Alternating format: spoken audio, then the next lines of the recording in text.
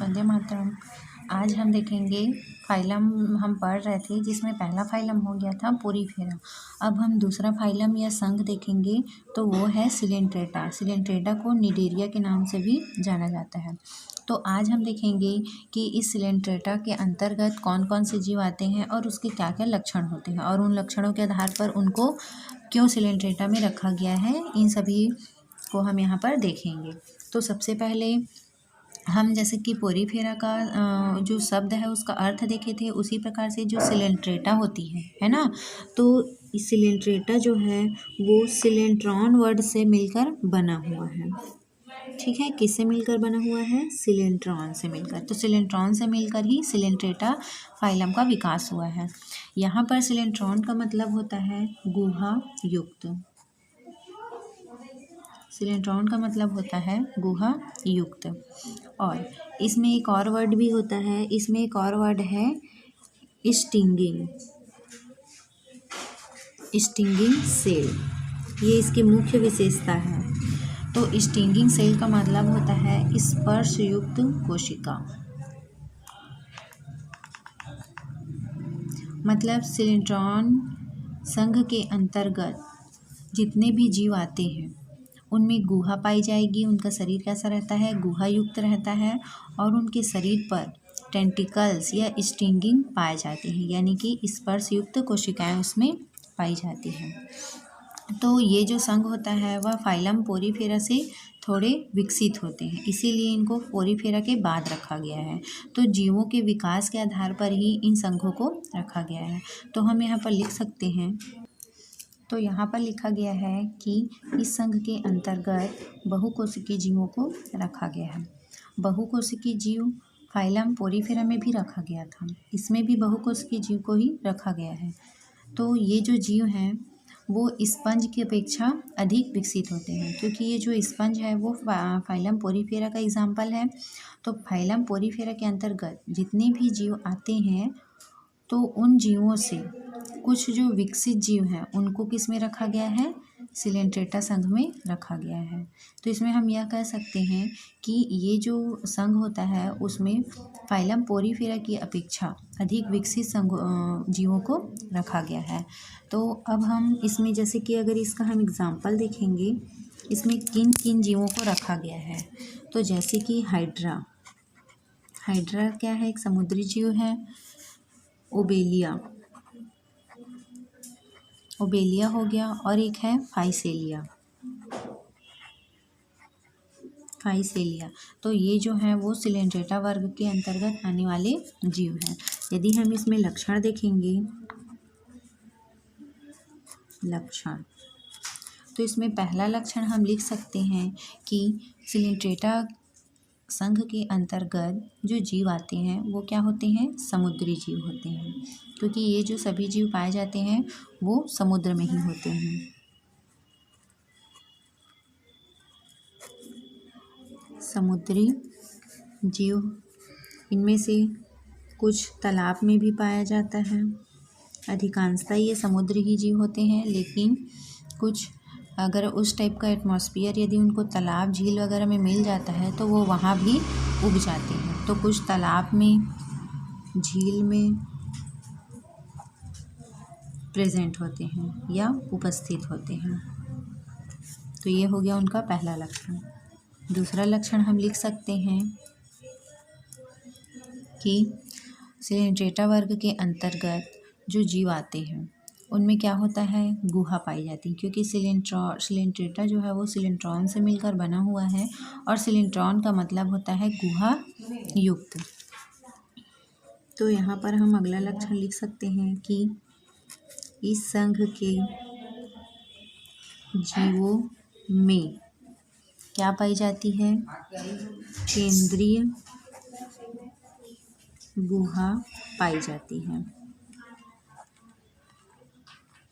जब हमने देह गुहा पढ़ा था सिलोम, तो उसमें सिलोम जो है वो 3 प्रकार के होते हैं, अदेह गुहा, देह गुही और क्या था एक कूट देह गुही। तो जो सिलेंट्रेटा है वह केंद्रीय गुहा, यानी कि ये कौन से जीव होते हैं? ये सभी जो है वो सिलोमेट टाइप के जीव होते हैं, इनमें देह गुहा पाई जाती है। अगला लक्षण हम लिख सकते हैं कि इनमें जो डाइजेशन वगैरह होता है ना, और जो सर्कुलेशन होता है उसमें ये जो केंद्रीय गुहा होती है वो हेल्प करती है। ठीक है, ये जो है वो डिप्लोब्लास्टिक जीव होते हैं। इस संघ के अंतर्गत जो जीव आते हैं वो किस टाइप के होते हैं? डिप्लोब्लास्टिक जीव होते हैं। डिप्लोब्लास्टिक और ट्रिप्लोब्लास्टिक दो हमने देखा था जब हमने पढ़ा था जीवों के वर्गीकरण का आधार। तो उनके स्तरों के आधार पर जीवों को अलग अलग समूहों में बांटा गया था। तो जिसमें एक डिप्लोब्लास्टिक होता है और ट्रिप्लोब्लास्टिक होता है। डिप्लोब्लास्टिक के अंतर्गत जीवों में केवल 2 लेयर पाया जाता है। तो इसमें कौन कौन सा लेयर पाया जाएगा? तो इसमें पाया जाता है एंडोडर्म और पाया जाता है एक्टोडर्म। उसी प्रकार से यदि ट्रिप्लोब्लास्टिक जीव रहेगा तो उसमें एंडोडर्म तो रहेगा ही, एक्टोडर्म भी रहेगा, लेकिन एक और लेयर आ जाता है जिसका नाम होता है मेसोडर्म। तो ये है डिप्लोब्लास्टिक। अगला हम देख लेते हैं कि इसमें जो एक्टोडर्म में विशेष प्रकार की दंश कोशिका पाई जाती है। क्या पाई जाती है? दंश कोशिका पाई जाती है। किसमें? एक्टोडर्म। जो बाहरी लेयर होता है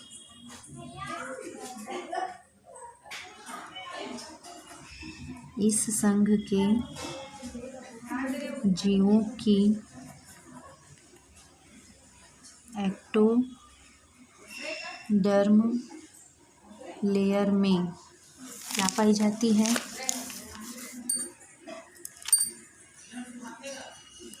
दंश कोशिका पाई जाती है, जिसको इंग्लिश में कहा जाता है स्टिंगिंग। इसीलिए हमने यहाँ पर लिखा था स्टिंगिंग सेल वाले ये होते हैं करके। तो सिलेंट्रेटा के अंतर्गत जितने भी जीव आते हैं उनमें दंश कोशिका या स्टिंगिंग पाया जाता है।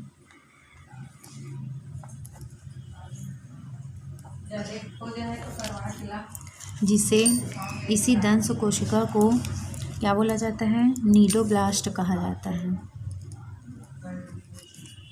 नीडोब्लास्ट कहा जाता है।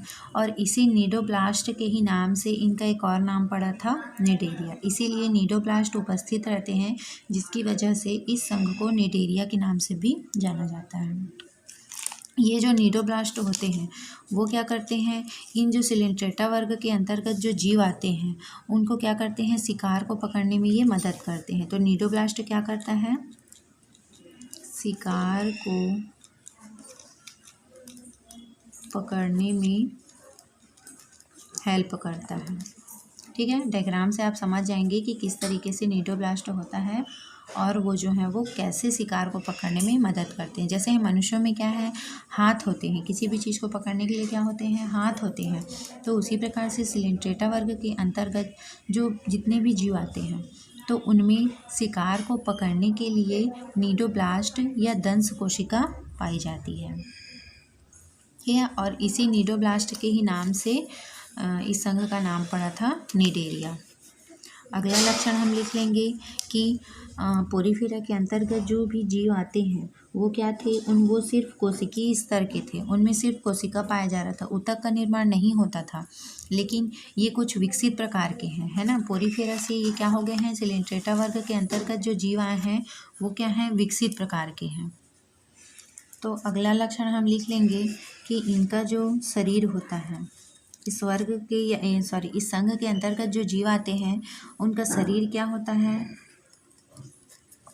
ऊतक संगठन वाले होते हैं।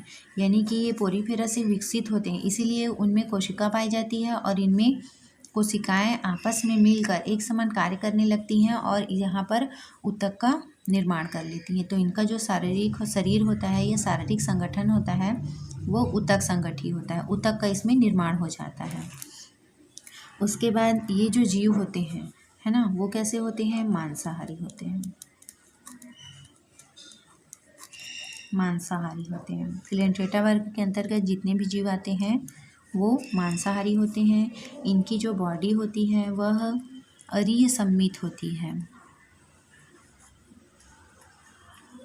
अरीय सममित यानी कि एक्सियल, बीच से यह 2 भागों में बढ़ जाते हैं। या इनको केवल केंद्र से ही काटने पर ये 2 भागों में बढ़ते हैं। उसके बाद यदि हम सिलेंट्रेटा संघ के जो जीव हैं उनमें प्रजनन को देखेंगे तो इनमें जो प्रजनन होता है वह सेक्सुअल भी होता है, लैंगिक और अलैंगिक दोनों टाइप्स के होते हैं। इसलिए इनमें जो प्रजनन होता है, रिप्रोडक्शन, वो सेक्सुअल होता है और असेक्सुअल दोनों प्रकार से हो सकते हैं। तो ये है सिलेंड्रेटा संघ के अंतर्गत आने वाले जीव। तो जिसमें जैसे कि ये हाइड्रा का चित्र है, तो हाइड्रा जो है वो इस तरीके की संरचना में होते हैं। तो इसमें जो ये आपको दिख रहा होगा, है ना, यही है दंश कोशिका या स्टिंगिंग सेल। इसमें क्या है, इसको टेंटिकल्स कहा जाता है ना। ये क्या करते हैं, मूवमेंट करते रहते हैं और मूवमेंट करते रहते हैं और ये जैसे कि ये समुद्र में रहते हैं तो ये उनको चट्टानों से चिपकने में भी मदद करते हैं। और यदि कुछ जीव आ रहा है जो इनको भोजन चाहिए रहेगा तो ये इसी के सहारे उनका क्या करते हैं, शिकार करते हैं। तो इसको क्या कहा जाता है, टेंटिकल्स कहा जाता है। और यहाँ पर जो संरचना होती है उसको टेस्टिस कहा जाता है ना। तो टेस्टिस से ही टेंटिकल्स निकले होते हैं। उसके बाद यहाँ पर जो आपको दिख रहा होगा ये बर्ड है, यानी कि मुकुलन। इससे क्या होता है कि एक दूसरा हाइड्रा का निर्माण हो जाता है। तो ये कौन सा प्रजनन होगा, जब इसी बर्ड से अगर नए हाइड्रा का निर्माण होगा तो वो असेक्सुअल प्रजनन होता है या असेक्सुअल रिप्रोडक्शन कहते हैं उसको। यहाँ पर ओवरी होता है, एक फूला हुआ संरचना होता है जिसको क्या कहा जाता है, ओवरी कहा जाता है, जहाँ से युग्मक का निर्माण होता है। उसके बाद दूसरा एग्जाम्पल देखेंगे हम, फाइसीलिया। तो फाइसीलिया भी एक समुद्री जीव है और सिलेंट्रेटा संघ के अंतर्गत आता है और वो इस तरीके से दिखाई देते हैं। तो इनमें भी क्या होते हैं, लंबे लंबे टेंटिकल्स पाए जाते हैं। जो आपको दिख रहे होंगे ये क्या है, टेंटिकल्स हैं। इसी के सहारे वो किसी भी जीवों का क्या करते हैं, शिकार करते हैं और उनको अपने भोजन के रूप में लेते हैं। इसलिए इन जीवों को मांसाहारी जीव भी कहा जाता है। अब सिलेंट्रेटा के बाद हम तीसरा संघ देखेंगे, प्लेटीहेल्मिन्थेस। सबसे पहला संघ क्या था, पोरीफेरा। दूसरा संघ था सिलेंट्रेटा। अब तीसरा संघ है प्लेटीहेल्मिन्थेस। तो यहाँ पर प्लेटीहेल्मिन्थेस का सबसे पहले हम अर्थ देख लेते हैं कि प्लेटीहेल्मिन्थेस का मतलब क्या होता है। तो ये 2 शब्दों से मिलकर बना हुआ है। जो प्लेटीहेल्मिन्थेस है यह 2 शब्दों से मिलकर बना हुआ है, एक प्लेटी और दूसरा है हेल्मिन्थ। तो यहाँ पर प्लेटी का मतलब होता है फ्लैट। प्लेटी का मतलब क्या होता है, प्लेट। प्लेट बोलते हैं ना हम। तो प्लेटी से मिलकर क्या बना हुआ है, फ्लैट। फ्लैट का मतलब होता है चपटा। फ्लैट का मतलब होता है चपटा। उसी प्रकार हेल्मिन्थ या हेल्मिन्थस का मतलब होता है वॉर्म। क्या होता है इसका मतलब, वॉर्म। वॉर्म का हम किसको बोलते हैं, क्रीमी को बोलते हैं। तो यहाँ पर प्लेटीहेल्मिन्थेस का मतलब है चपटा, क्रीमी। तो जितने भी चपटे क्रीमी आते हैं, है ना, फ्लैट, वॉर्म, उन सभी को प्लेटीहेल्मिन्थेस संघ के अंतर्गत रखा गया है। तो यहाँ पर जो प्लेटीहेल्मिन्थेस संघ है उसके अंतर्गत जो जीव आते हैं वो क्या रहते हैं, चपटे रहते हैं। उनमें अब वो चपटे हैं इसीलिए क्या उनमें देह गुहा पाई जाएगी, क्या नहीं पाई जाएगी। तो ये चपटे होते हैं।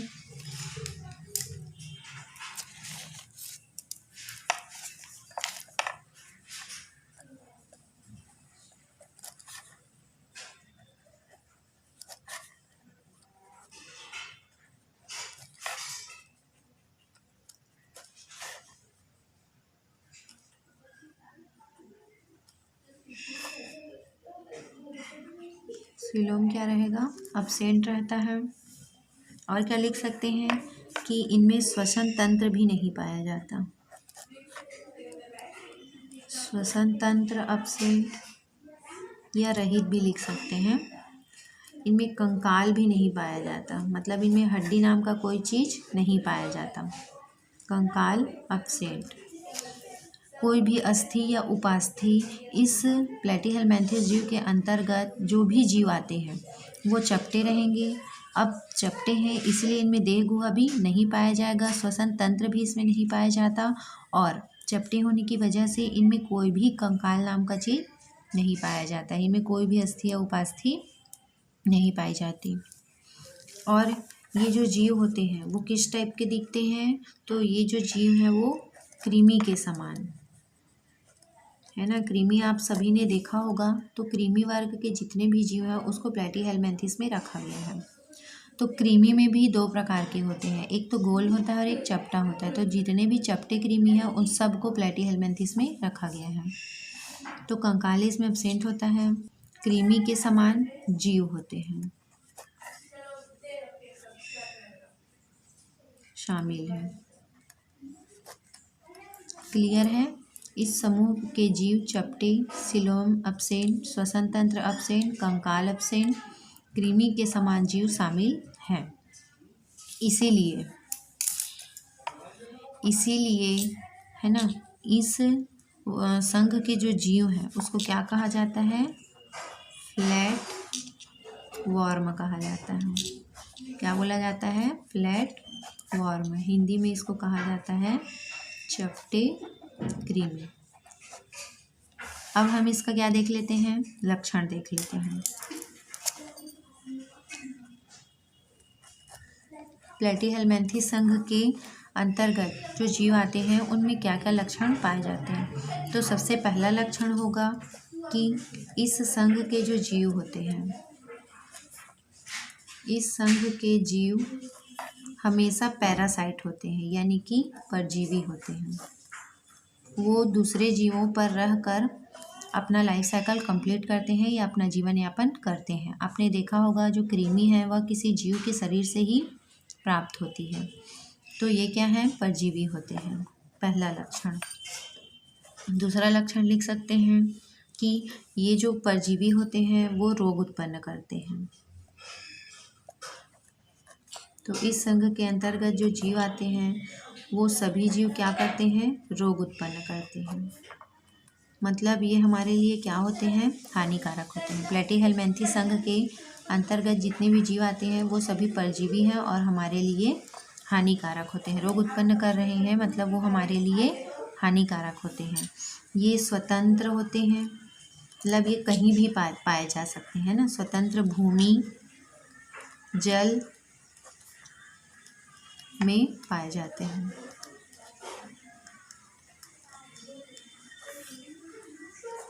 अगला लक्षण हम लिख सकते हैं कि ये क्या होते हैं? ट्रिप्लोब्लास्टिक होते हैं। ये किस टाइप के जीव हैं? ट्रिप्लोब्लास्टिक हैं। सिलेंट्रेटा वर्ग जो था उसमें जो जीव थे वो डिप्लोब्लास्टिक थे। अब ये क्या है? ट्रिप्लोब्लास्टिक है। मतलब इसमें 3 लेयर पाया जाता है, एंडोडर्म, मेसोडर्म और क्या पाया जाएगा? एक्टोडर्म। तीनों लेयर प्लेटीहेल्मिन्थेस संघ के अंतर्गत आने वाले जीवों में पाया जाता है। इसलिए ये किस टाइप के जीव होते हैं? ट्रिप्लोब्लास्टिक होते हैं। अगला लक्षण हम देख लेंगे कि इनमें उत्सर्जन के लिए अपशिष्ट पदार्थों को शरीर से बाहर निकालने के लिए इनमें उत्सर्जन अंग पाया जाता है और इनमें उत्सर्जन अंग होता है फ्लेम सेल। प्लेटीहेल्मिन्थेस संघ के जो जीव होते हैं उनमें उत्सर्जन अंग पाया जाता है जिसको फ्लेम सेल कहा जाता है।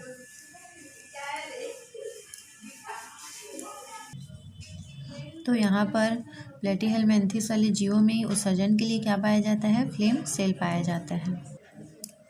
और इनमें फ्लेम सेल के साथ साथ एक्सक्रीशन के लिए इसमें क्या पाया जाता है? प्रोटोनेफ्रिडिया पाया जाता है। जैसे कि मनुष्यों में क्या पाया जाता है? नेफ्रिडिया पाया जाता है ना। उनकी किडनी में क्या पाया जाता है? नेफ्रिडिया से मिलकर उनकी किडनी बनी होती है। तो प्लेटीहेल्मिन्थेस जीव क्या है? निम्न वर्ग के, इसलिए इनमें प्रोटोनेफ्रिडिया उपस्थित होते हैं।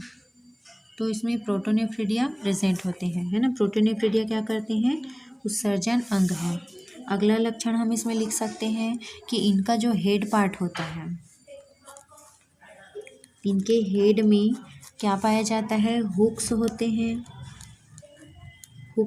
हैं, स्पाइन होते हैं, मतलब सिलिया के समान स्ट्रक्चर जिसको स्पाइन कहा जाता है।